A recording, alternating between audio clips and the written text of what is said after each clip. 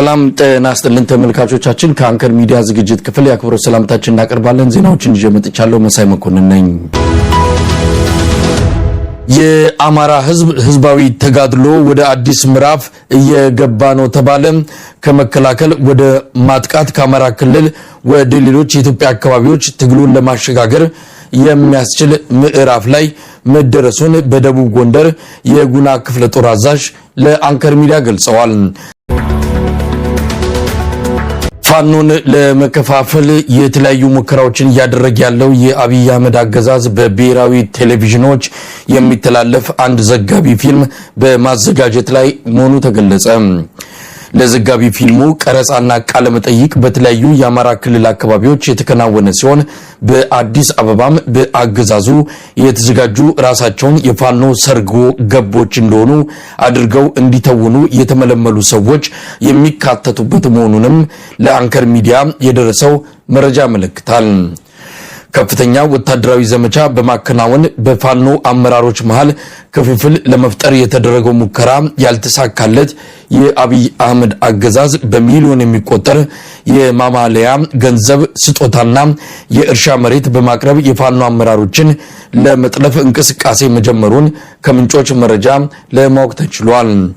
ቀረጻና ቃለ መጠይቁ ተጠናቆ ወደ ቅንብር ስራ የተገባው ዘጋቢ ፊልም ፋኖች መሃል ጥሩና መጥፎ እንዳለ አሁን በአማራ ህዝብ ትግል ውስጥ የተሳተፉትን ጸረ አማራ፣ ጸረ ኢትዮጵያ፣ ጸረ ሰላም እንደሆኑ ማሳየትና ከህዝብ ልብ ውስጥ እንዲወጡ ለማድረግ ታስቦ የሚዘጋጅ እንደሆነም ተመልክቷል።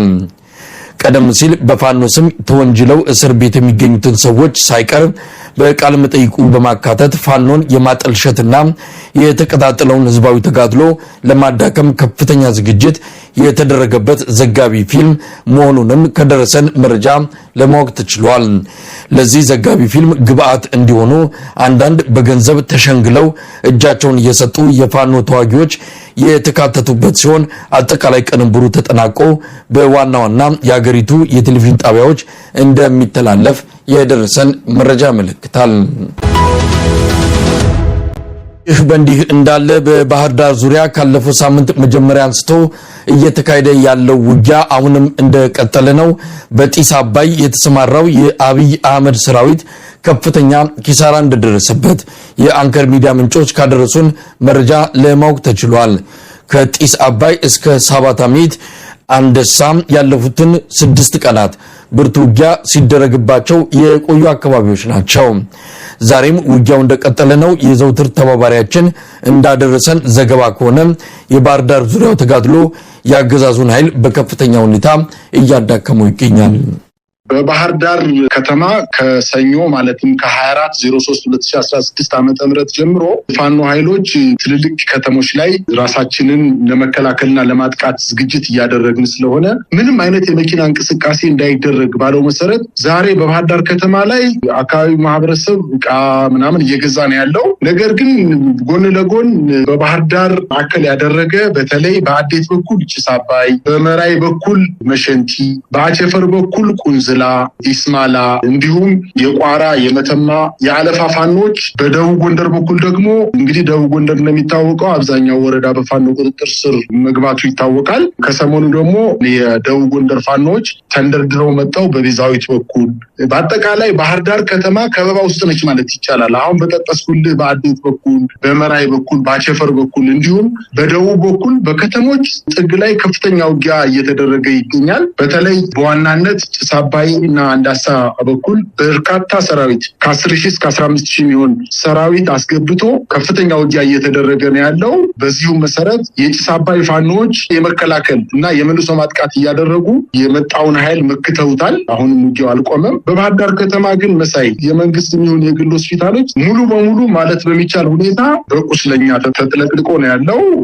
አንዳንድ ሆስፒታሎችም እንዲሁ የግል ታካሚዎችን በማስወጣት ሆስፒታሉን በወታደር ቁስለኛ ተሞልተዋል ማለት ይቻላል። ይሄ በአጠቃላይ በጭስ አባይ በኩል የመጣው ቁስለኛ ብቻ ነው እየነገርኩ ያለሁት። እንግዲህ በአቸፈር በኩል ያለው በደቡብ ጎንደር በኩል ያለው ቁስለኛ የት እንደወሰዱት አይታወቅም። ግን በአዴት በኩል መጣው ቁስለኛ በ16 ካሚዮን መኪና ባህር ዳር ፈለገ ሕይወት ሆስፒታልን እና ጠበበጊዮን ሆስፒታልን ጨምሮ የግል ሆስፒታሎች በጣም በርካታ ሆስፒታሎች አሉ። እነዛ ውስጥ የመከላከያ ሰራዊት ቁስለኛ አባላት ገብተው ሕክምና እየተደረገላቸው እንደሆነ ነው ያለው በባህር ዳር ዙሪያ አካባቢ።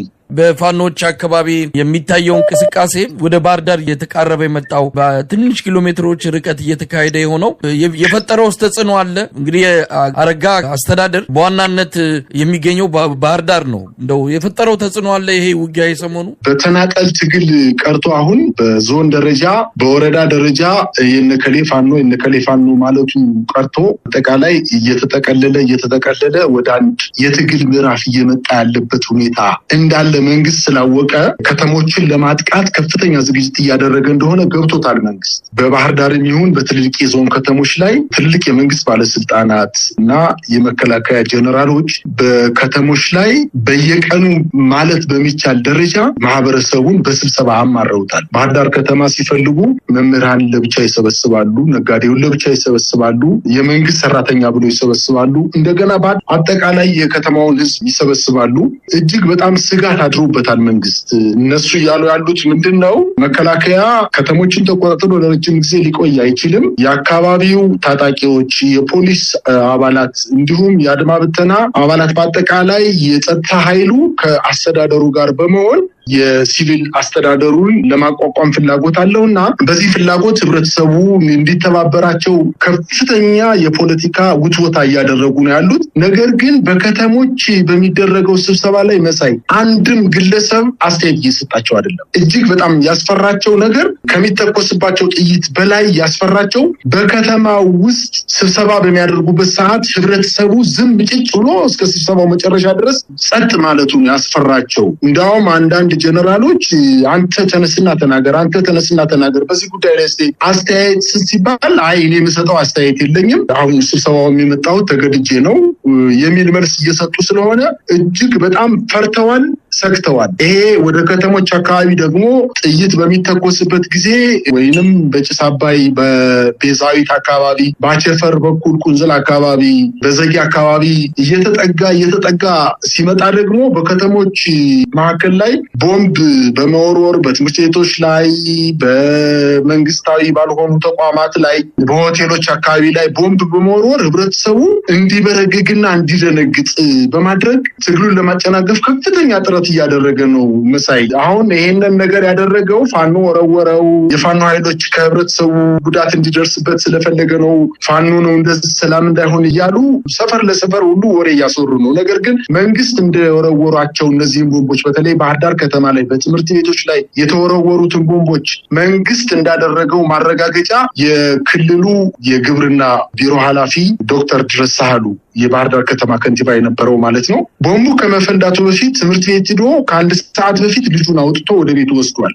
ይሄ መንግስት ለማድረጉ አንዱ ማሳያ ነው። ሁለተኛ ነገር በከተማው ላይ ቦምቦች እንደፈነዱ 10 ደቂቃ ባልሞላ ጊዜ ውስጥ የመከላከያ እና የአድማ ብተና ኃይሎች ኬላ አቋቁመው ወደ 20-30 ኬላ አቋቁመው በ10 ደቂቃ ባልሞላ ጊዜ ውስጥ ፍተሻ ማድረጋቸው ራሳቸው ለማድረጋቸው ዋነኛ ማሳያ ሊሆኑ ይችላሉ።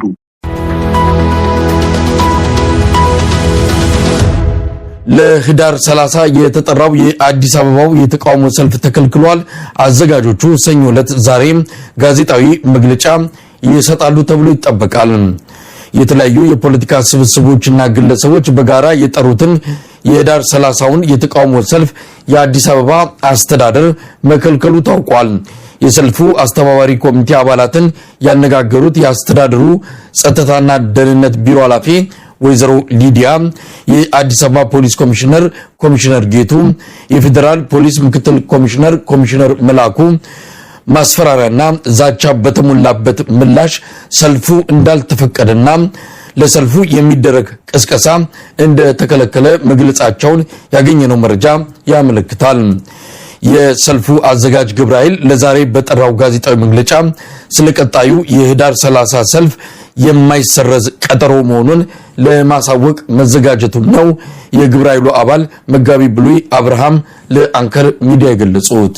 6 የሰልፍ አዘጋጅ ኮሚቴዎች በአካል ሄደው ኮሚሽነር ጌቱን እንዲሁም የሰላምና ጸጥታ ኃላፊዋን ሊዲያን እና ከፌደራል አንድ ሰው የነበረበት በጋራ ስለ ሰልፉ እናውራ ብለው ጠርተዋቸው ነበረ። በዛ ውይይት ላይ ካለው ወቅታዊ ሁኔታ አንጻር ተነስተው ጸጥታ ችግርና ስጋት እንዳለባቸው ገልጸው በዚህ ወቅት ምንም ሰልፍ እንደማይፈቀድና ምንም ሰልፍ ሊከናወን እንደማይችል ከማስፈራራት ጋር ነው የመለሷቸው። የሚያሳዝን ሁኔታ ጥበቃም እንደማያደርጉ አለፍ ብለው የዚህ ሰልፍ አስተባባሪ የሚጓዝ ከሆነ እኛ በራሳችን መንገድ እርምጃ እንወስዳለን እስከማለት ደርሰዋል። ይሄ የሚያሳየን ሰልፍ ያዘጋጀኑን አካላት ላይ ማንኛውንም እርምጃ ለመውሰድ ዝግጁ እንደሆኑ ነው። እኛ ደግሞ ያነሳነው ሐሳብ ጦርነት ይቆም፣ ሁሉን አቀፍ ድርድር ይካሄድ፣ በአማራ ክልል እና በኦሮሚያ ክልል ያለው ሰራዊት መከላከያው ወጥቶ በዛው ባለው ወደ ካምፑ ይግባ፣ ሀገሪቱ